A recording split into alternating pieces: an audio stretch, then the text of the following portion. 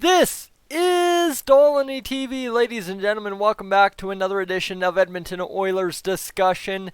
As well, you know what? Today is a good day to get discussing what's to come this week or next, because by Monday, Tuesday next week, we could be sitting here talking about a very different Edmonton Oilers team in terms of what's lining up out there for our guys. In the forward group and in the defensive group, because we have two guys projected to be back here anytime now. Essentially, Adam Larsson, who I think about Tuesday last week was a week and a half away, so half a week. We could be talking Friday, Saturday, Sunday, somewhere in there. Now, you got to look at the Oilers schedule, because this I took a look at earlier this morning to try and figure out what I'm doing with my days off, ladies and gentlemen, next week. And, well, I'd love to maybe come up and catch an Oilers game. That could be part of the recipe. That Saturday game against Dallas at 2 p.m. Maybe that's what I got to do. But with that said, what there is right now we've got San Jose, Colorado, Dallas. 2 games at home, Colorado and Dallas against the Central Division. Then suddenly we don't play again until Tuesday against the San Jose Sharks. So now we're talking, as I said, 2 guys back into the lineup for, early next week, right? That Tuesday game against San Jose, or possibly straight up that game against San Jose or Dallas on Saturday. Now, honestly, if I could watch Joakim Nygard playing an Oilers game, that would be a blast for me if I can get up there to that Dallas game. That said, though, the question mark remains when the timeline comes together. But before that, the question mark that does remain is, how does this Oilers team alleviate the logjam on defense and alleviate a little bit of the cap space situation? Now, specifically, the math looks really easy, right? Let's just review the contracts for the Edmonton Oilers. You only have 3 contracts on the back end after this year, that being Adam Larsson, Chris Russell, and Oscar Klefbom. That's the math on the back end. That means Darnell Nurse is going to need a new contract. Brandon Manning's a UFA. Matt Benning is a RFA. Joel Pearson an RFA. And then, of course, Ethan Bear will need a new contract as well. And probably also a spot in the NHL lineup. Let's not kid ourselves. So, realistically, given what we've kind of gotten out of all 7 guys that are healthy right now, that excludes Adam Larsson, in the past week and a half, things have really changed for this Edmonton Oilers team, right? All of a sudden, you know what? Things didn't look so great the first 3 games of this month. Obviously, Pittsburgh, Arizona, St. Louis. Total of, 8 goals given up against in 3 games. However, 2 of them empty netters. So 2 goals a game. You're really going to blame the boys for butchering that one? Actually, how does that work out? No, it's, pardon me. I don't know how my math works. I don't know what I'm doing here. 3 goals game? Guys, I don't know. The math is what it is. There's a total of 9 goals scored. Okay, so 3 goals a game. There we go. The math is correct. However, you take away 7 goals in 3 games, I'm trying to make a point here, and I'm losing myself as I get lost in the numbers. However, it's simple. It's simple, right? The defense has not, to the degree in the past, been the problem it has for the Oilers this season. Because this year it has been phenomenal to see what our Oilers defense has been capable of for, relatively speaking, 18, 17, 16, wherever you want to throw away 2 or 3 games of the NHL season to this point. Remember, game number 20, the magic number so many people this season were concerned about when it came to the Edmonton Oilers, is on Tuesday at 8:30 p.m. in San Jose. Now, ladies and gentlemen, need I remind you that probably for a lot of people, game number 20 isn't going to be the measuring stick a lot of people thought it was. Because everybody that's doubting the Oilers will continue to doubt the Oilers, even if they said, by game 20, I'll know what I've got. Because at game 20, guys, if we still have these injuries with Nygard and Larsson, we don't know what we have quite yet. So that's where this beauty of the question becomes. Where and how do we find out what we have in this Edmonton Oilers team? There we go, guys. Quick camera refocus. We're good to go.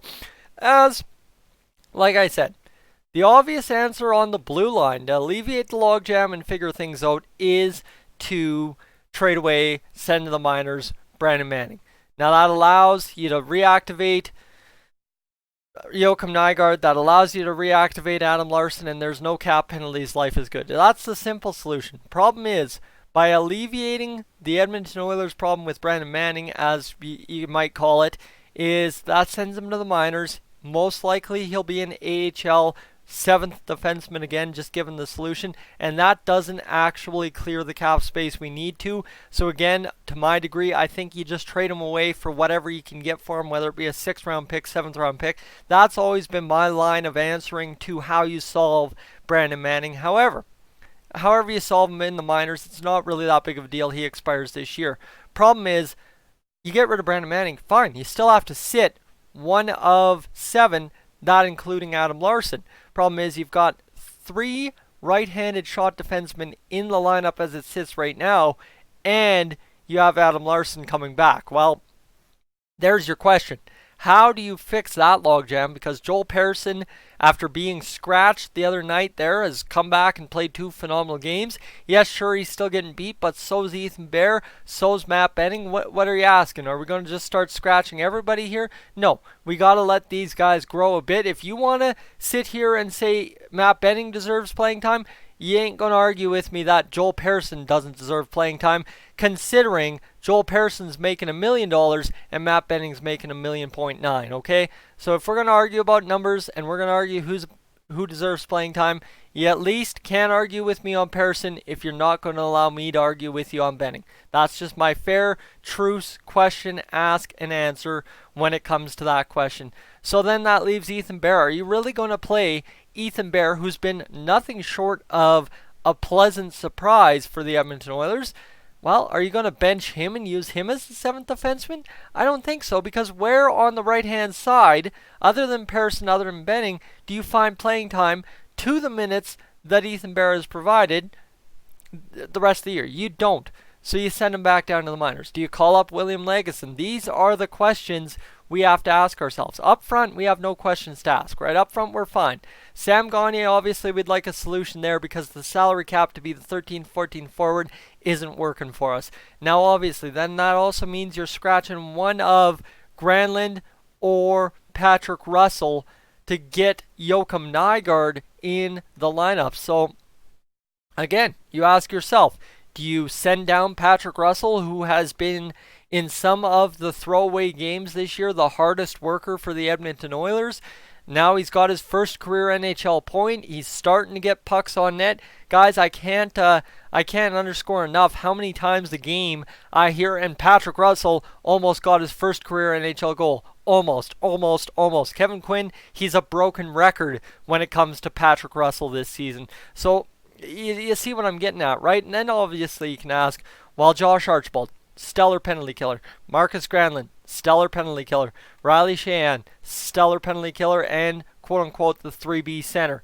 Now you've got Jujhar Khaira. Well, we committed to him for 2 years. Do we really want to give up on a homegrown guy? I don't. Some people do. Is what it is.